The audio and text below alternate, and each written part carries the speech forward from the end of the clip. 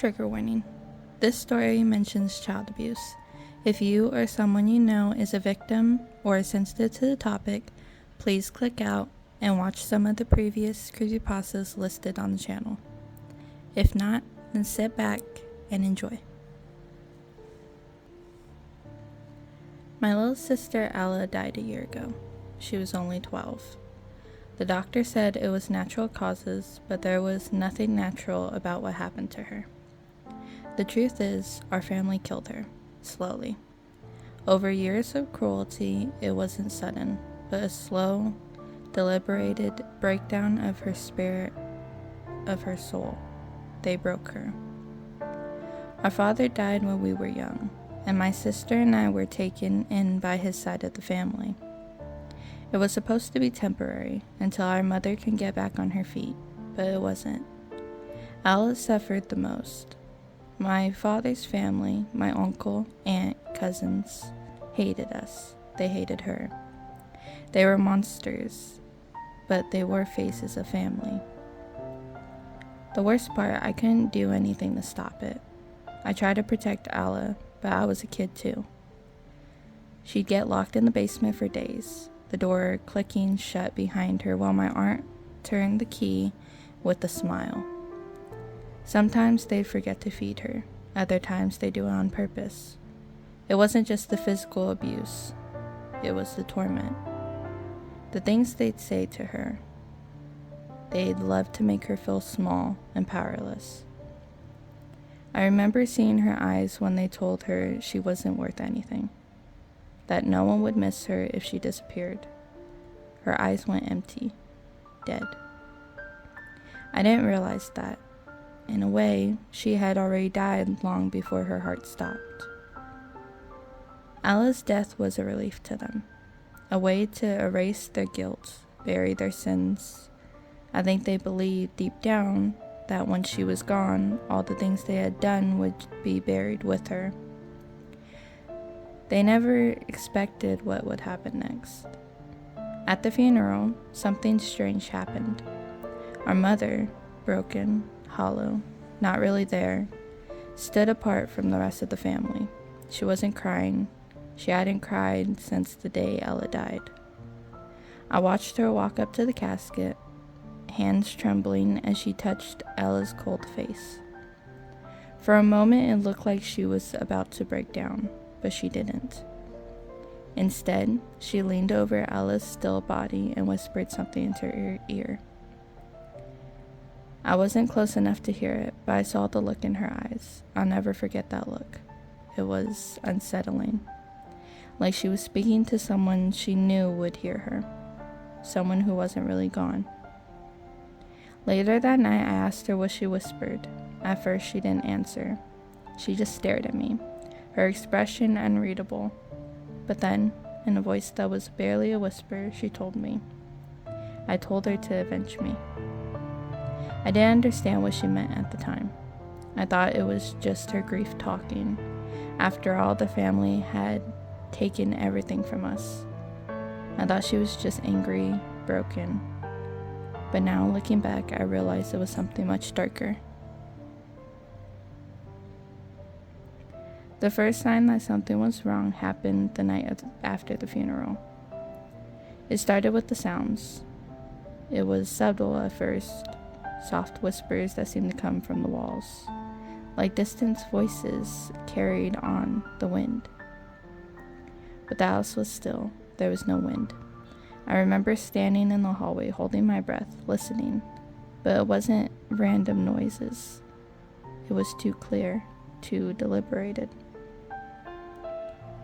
You know what you did? At first, I thought it was my imagination.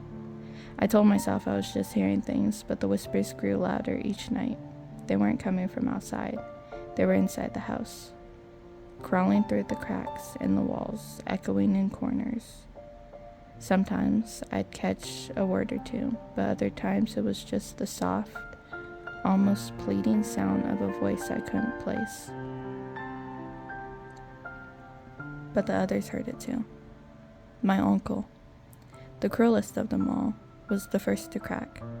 He began waking up in the middle of the night, drenched in sweat. screaming about seeing something in his room. He swore that Alla was standing at the edge of his bed watching him. "She's not gone," he'd muttered to himself during the day.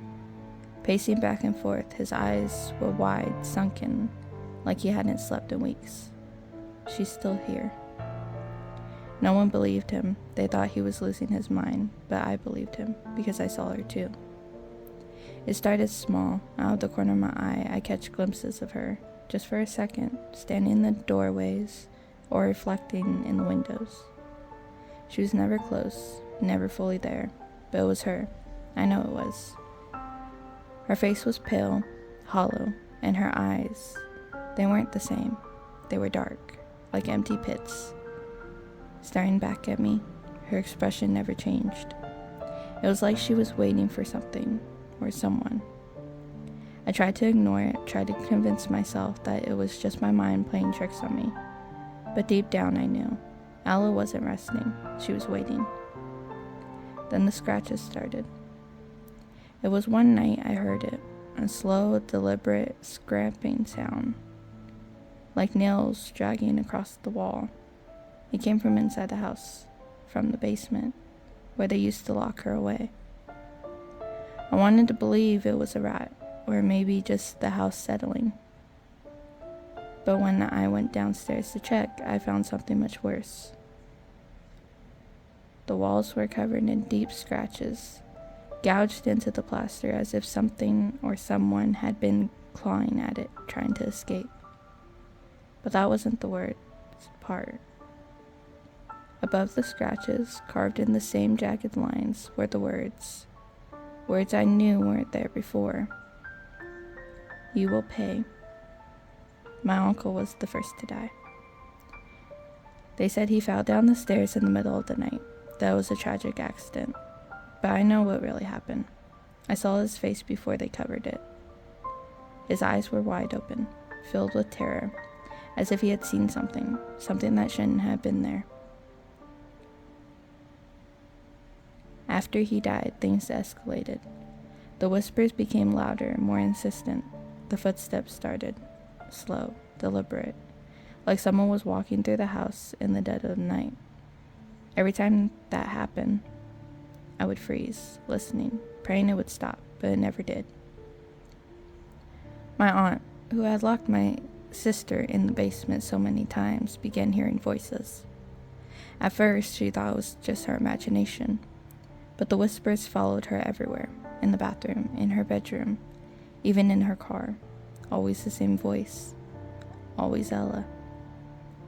She begged for it to stop, but it didn't.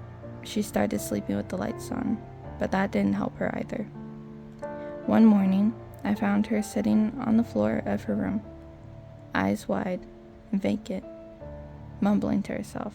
She wouldn't look at me, wouldn't respond. All she did was repeat the same phrase over and over again. "She's coming for me. She's coming for all of us." The rest of the family didn't fare much better. My cousins, once full of life, started looking hollow and gaunt. They hardly spoke anymore, their eyes darting around the house as if they were waiting for something. I knew what they were waiting for. Ella. It was only a matter of time before she came for them too, and then there's me. I thought I'd be spared, that Ella wouldn't come for me because I had tried to protect her.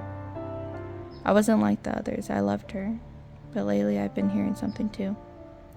At first, it was just a whisper in the dark, something I could ignore, but now it's louder, clearer. I hear it in my dreams, and sometimes I wake up in the middle of the night with the feeling that someone is standing over me, watching. Last night, I woke to find a message scratched into the wall beside my bed.